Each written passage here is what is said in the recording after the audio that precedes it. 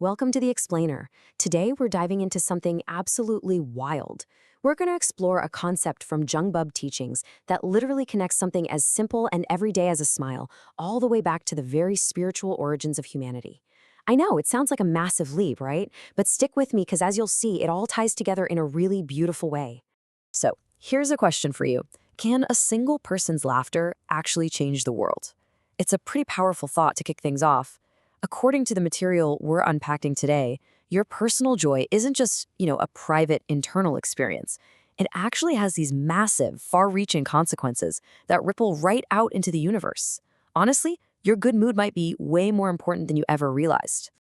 Here's how we're going to break this down today. First, we'll look at the positive energy of laughter. Then, we'll cover the trap of anger and greed. After that, we're exploring the origin of corruption, specifically jealousy. And finally, we'll wrap up with God's 2 commandments. All right, let's jump straight into section 1, the positive energy of laughter and how joy actually shapes our reality. The foundational teaching here emphasizes that your everyday attitude isn't just about you. It directly and physically impacts everyone around you. It's like a domino effect from the micro right up to the macro. Think about it like this. Step 1, you laugh. Just one person having a genuinely good time. Step 2, that positive energy literally radiates outward. It doesn't just stay bottled up inside you. Step 3, your whole neighborhood actually benefits from that energetic shift.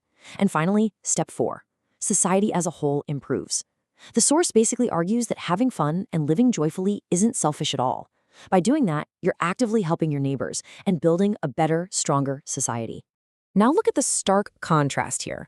On one side, you've got laughing and helping society. On the flip side, frowning, complaining, and actively making your neighbors miserable. The teachings suggest we actually have this serious energetic responsibility to each other. If someone is constantly frowning, complaining, and radiating negativity, they aren't just having a bad day themselves, they're actively making things harder for the people around them. Living a fun, complaint-free life, the source frames that as a literal building block for global peace. Moving right along to section 2, the trap of anger and greed, or how you lose your positive charge. Okay, holding on to all that joy isn't always easy. Imagine you're having an amazing day, you're building up all this incredible energy, and then out of nowhere, someone bumps into you and steps right on your shoe. And you snap. You get mad. Well, according to the teachings, getting angry over something that trivial instantly wipes out all that positive energy you just spent the whole day accumulating. Poof, it just vanishes, all because of one tiny slip in your attitude. So why does it disappear so fast? It comes down to one word, greed. And I know that sounds a bit intense for a stepped-on shoe, right? But the teachings explain that this quick flash of anger over a minor annoyance doesn't just happen out of nowhere. It actually stems from our own internal greed. It's our ego. It's this deep desire for things to go exactly our way. And when that clashes with reality, boom, we lose our energetic balance. Let's zoom out a bit for section 3, origin of corruption, jealousy. This is where we get into the cosmic backstory. Okay, this is where the source material gets super interesting and gives us this vast, esoteric history of our souls based on Jungbub. It all kicks off in the era of heaven, where souls basically resided in perfect peace. But then, an era of hierarchy emerged and ranks started forming among the souls.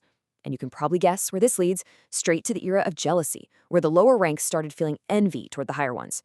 And here is the massive plot twist, the fall. The source explains that humanity's fall from heaven was caused by a very specific 30 to 70 corruption split. Basically, the souls became 30% corrupted by this jealousy. Because of that contamination, the era of Earth began. So the human world was created specifically as a cosmic testing ground, a place for these corrupted souls to come and undergo purification. And the danger of that original sin follows a very specific path. It's a slippery slope. It starts off simply as jealousy, but that envy over someone else's success snowballs into straight-up hate. And eventually, that hate ferments into deep, evil thoughts. The source points to this exact progression as the root of the spiritual corruption that caused the fall from heaven in the first place. And, crazy enough, it's the exact same emotion we battle today when we secretly get mad at someone else doing well. Which brings us to our final part, section 4, God's 2 commandments, the ultimate spiritual directives. So how in the world do we fix a cosmic mistake of that scale?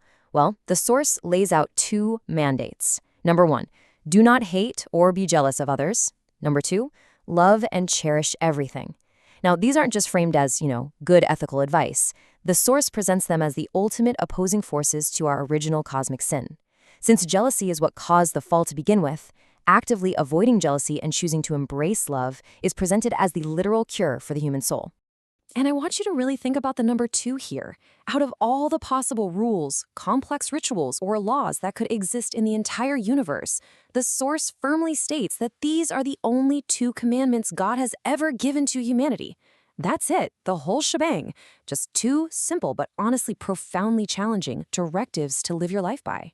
The best part? The motivation for following these rules is incredibly positive. Pleasing God with joy and love brings a gift, not a punishment. The source really emphasizes that God is always ready to reward us. By finding the right path, dodging that jealousy, and actively choosing to be happy, you aren't just avoiding some cosmic penalty. You're actually inviting divine gifts right into your life. It's a pretty empowering incentive to stay joyful, wouldn't you say? Which brings us right back down to earth for our final thought today.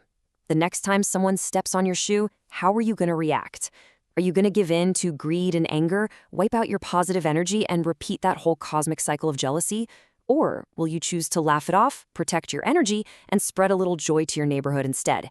It's a massive, universe-spanning philosophy, but at the end of the day, it literally all comes down to your very next everyday choice. I hope this explainer gave you an awesome new perspective on the sheer power of your own joy. Keep learning, keep smiling, and I'll catch you next time.